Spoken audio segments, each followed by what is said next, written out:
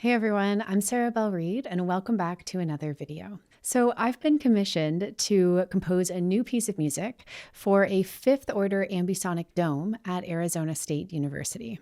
This new piece of music will be premiered at ASU's PRISMS Festival on December 2nd, alongside new works by some other really wonderful composers. Composing music for an ambisonic dome is something that is really new to me, and I have a feeling that I'm going to be discovering a lot of pretty cool things about sound spatialization and just some new ways of thinking about working with sound and fixed media in general. So I had the idea to document and share this process with you as it unfolds, which is why I am making this video. So in a nutshell, Ambisonics is a means of capturing and representing sound in 360-degree surround sound.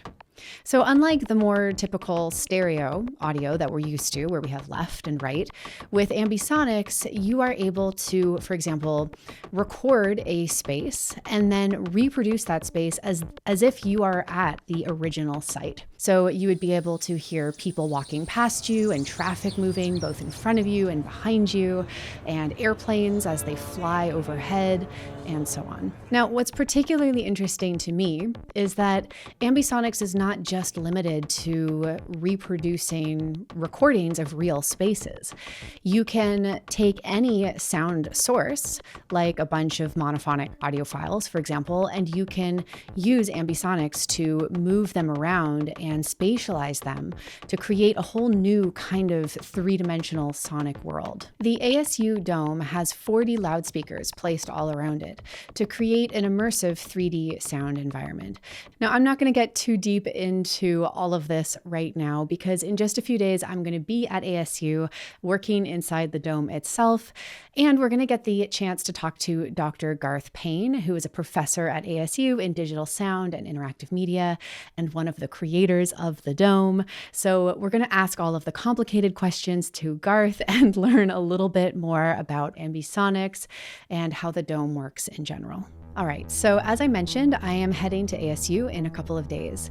And the purpose for this trip is really to compose as much of the piece as possible. Now, as much as I would just love to pack a sleeping bag and a tent and permanently move into the dome, I unfortunately have a limited amount of time to actually work in that space. And I am unable to pack up and bring my entire studio with me, of course. So something that I'm focusing on this week in preparation for my visit is to collect and record a whole bunch of sample material to bring with me. So I'm recording sounds and samples on a bunch of different instruments using a bunch of different effects processors. And my goal for this is essentially to have a bank of material that I can draw from in order to get up and running in the dome as quickly as possible.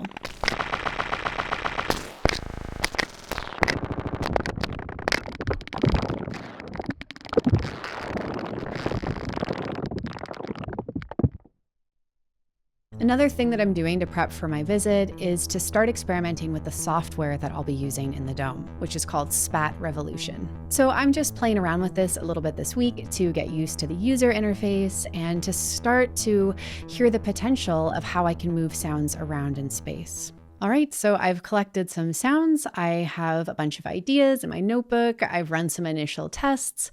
So I guess we'll see how everything goes when I get to ASU.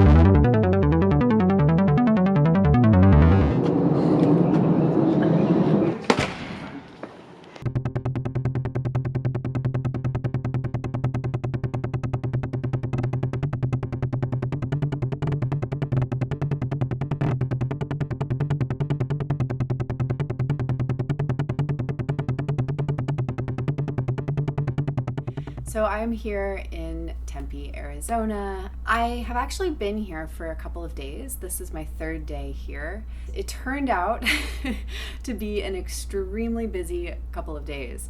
The first day that I was here, we spent basically the entire day just getting up and running in the dome, learning how all of the tech worked, just getting used to listening to sounds in 3D space, and so on.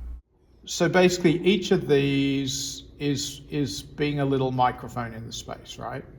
Now, one thing that's really, I think, really important to get your head around with Spat Revolution is this concept of the room, because it's essentially giving us this dome, right, as a room that has acoustic properties.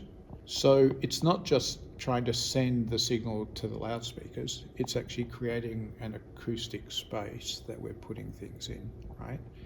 And that is really cool because it gives you a kind of homogeneity of space that you're moving through, right? Rather than just feeding it to loudspeakers.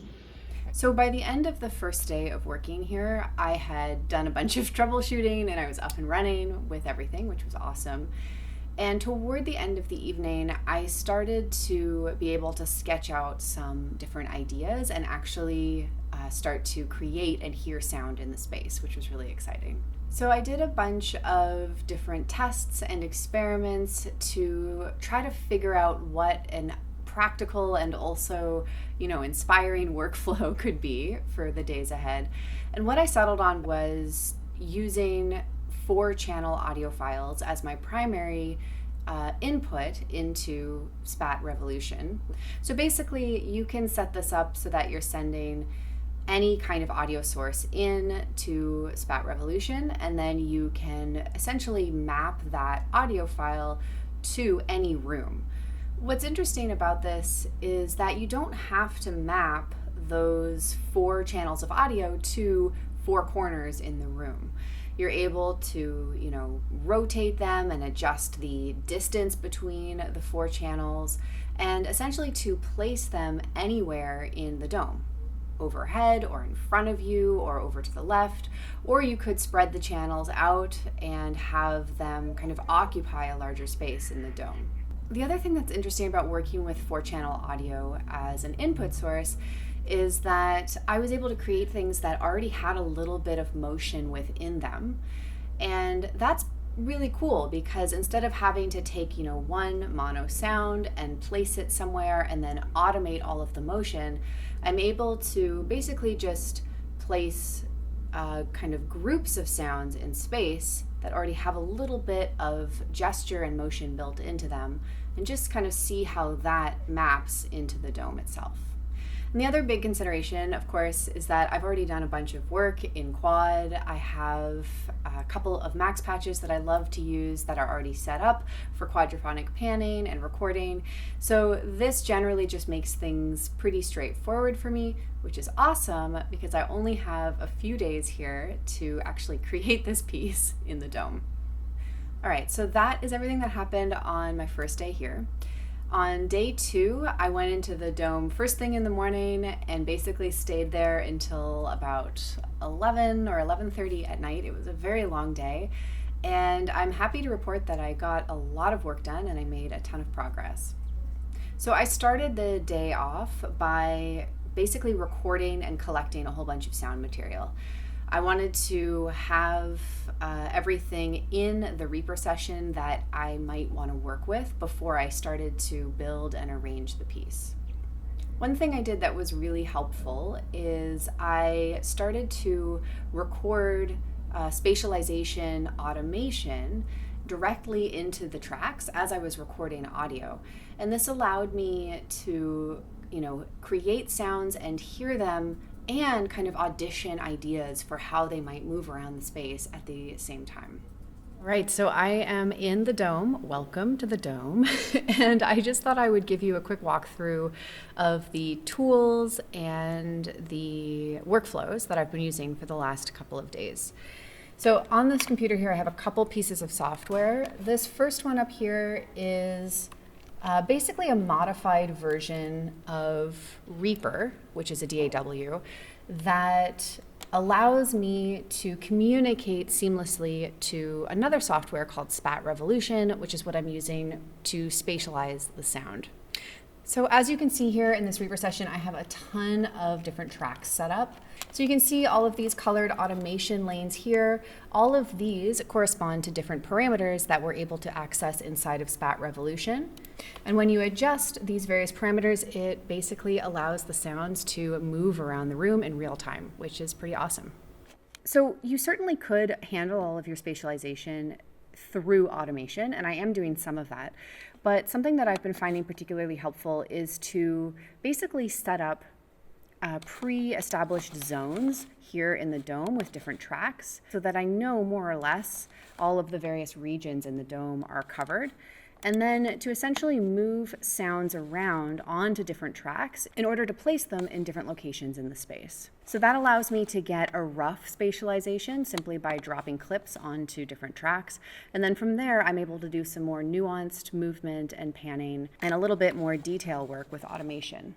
So by the end of the second day, I had a sketch of the first 6 to 8 minutes of audio, which is probably the first half of the piece, which is pretty cool. There's a lot of polishing and refinement that is needed, but I'm feeling pretty optimistic about kind of how things are coming together. And that brings us to today, which is day 3. The plan for today is basically to pick up where we left off yesterday and to continue with composing out the rest of the piece, or as much of it as we can get through. We're also going to be meeting up with Garth to learn more about this dome project and how it came together, and to learn a little bit more about Ambisonics in general. So I think that's it. I'm going to get back to work, and I will keep you posted on how things go.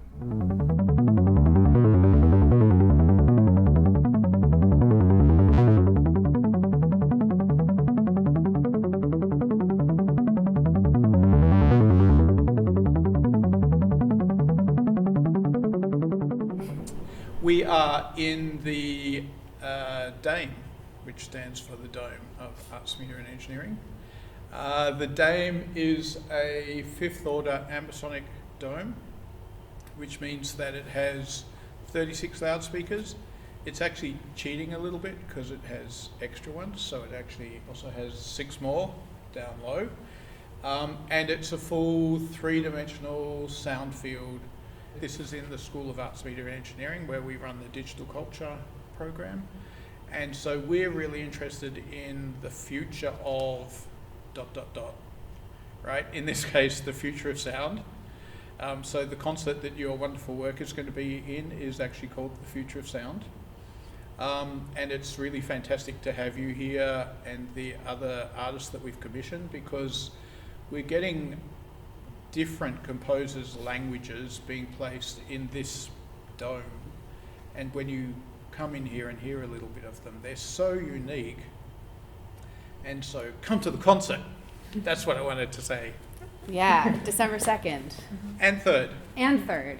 So why do we use Ambisonics? So Ambisonics is format agnostic, which means that the encoded file can be decoded to any format, 5.1, 300.50, whatever you got, that'll work. Binaural on headphones doesn't really matter, right?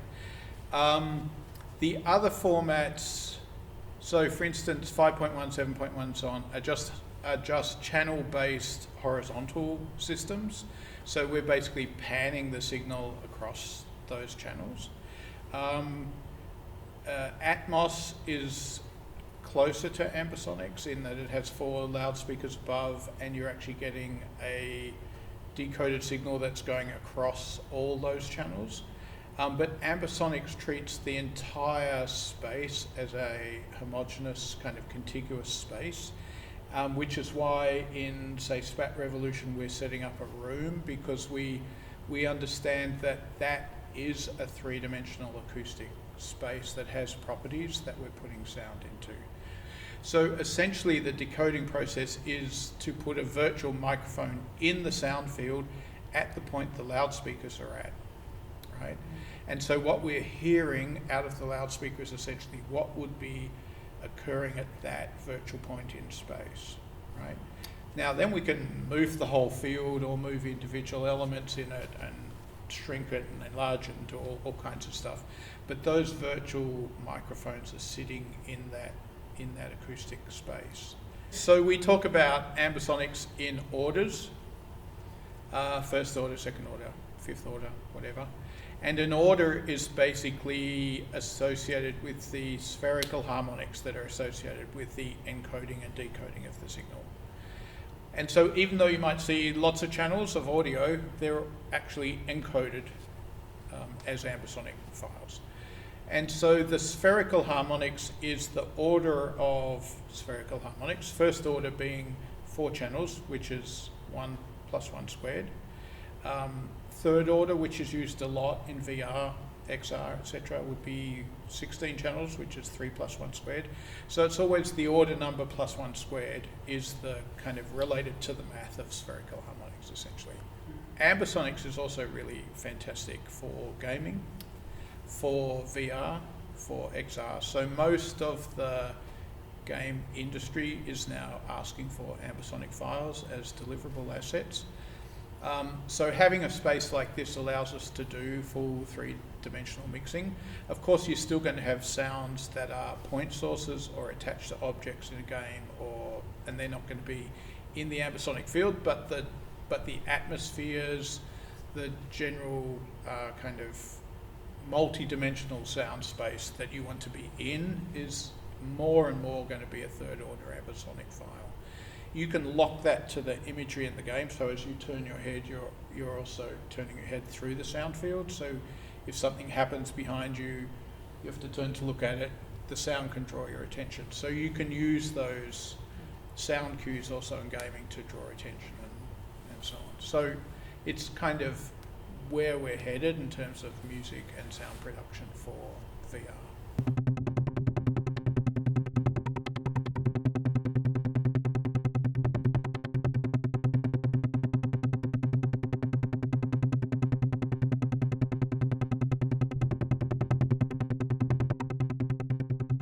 All right, so we've come to the end of another very long day, the end of day 3.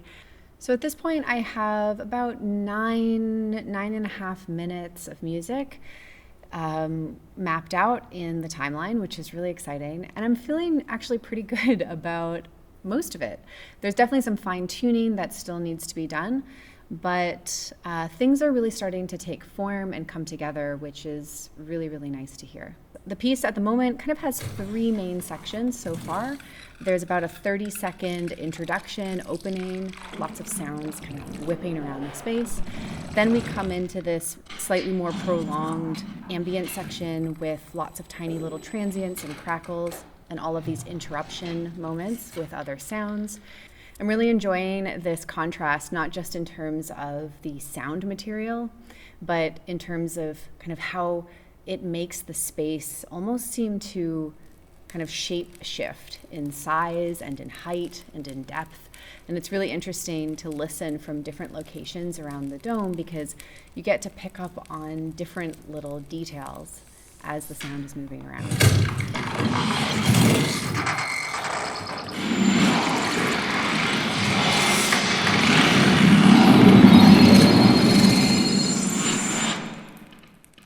So that's where I'm at for today. The plan for tomorrow is basically to finish this piece up, if at all possible. I have an idea for a 4th and final section, which I think will be fairly brief. Basically a return to some of the louder, more gestural material in a slightly denser way. I have this image of kind of like a ship or a boat out in the ocean, and there are huge waves and everything is kind of rocking back and forth, and we have no sense of center or gravity. And I think that would be a really fun idea to explore in this space. So yeah, that's the plan. We'll see what happens.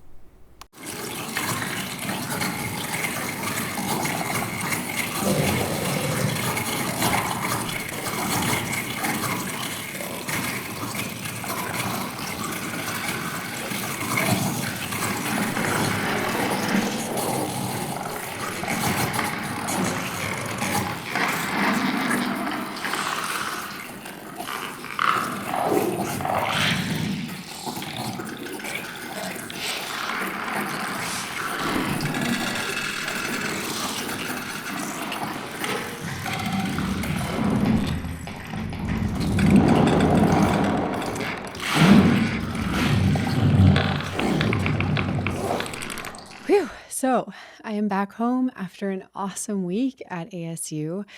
It was definitely a whirlwind, but I feel like I learned so much and I really got a lot out of the experience. One of my personal biggest takeaways was about rediscovering just how important thinking about movement and space can be when you're working with sound. A lot of the time, we can place so much of our focus on designing the perfect sound or on finding sounds that pair really well together.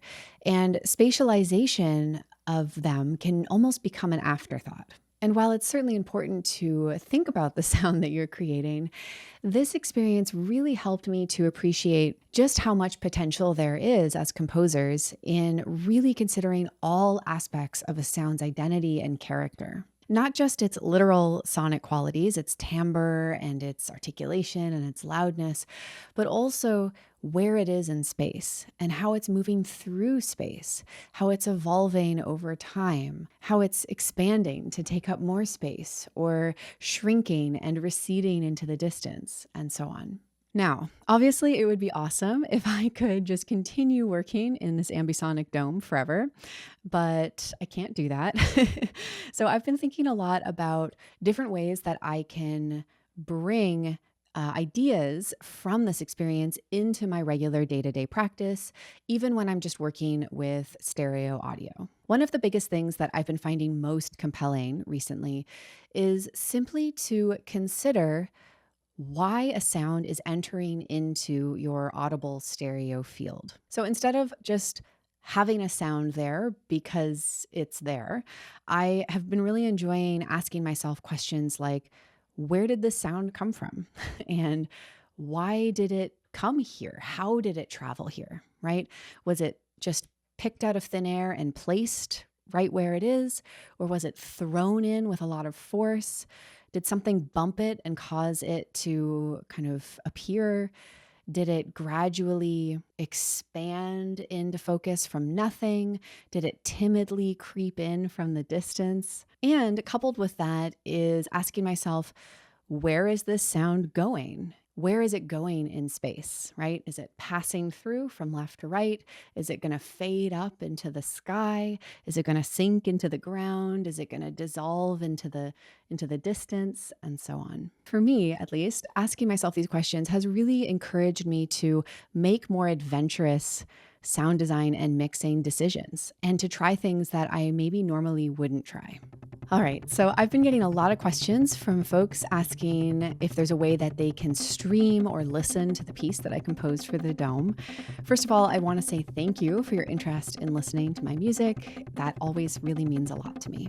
Now, obviously, the best way to check this piece out would be in the Dome itself so that you can hear everything in 3D space.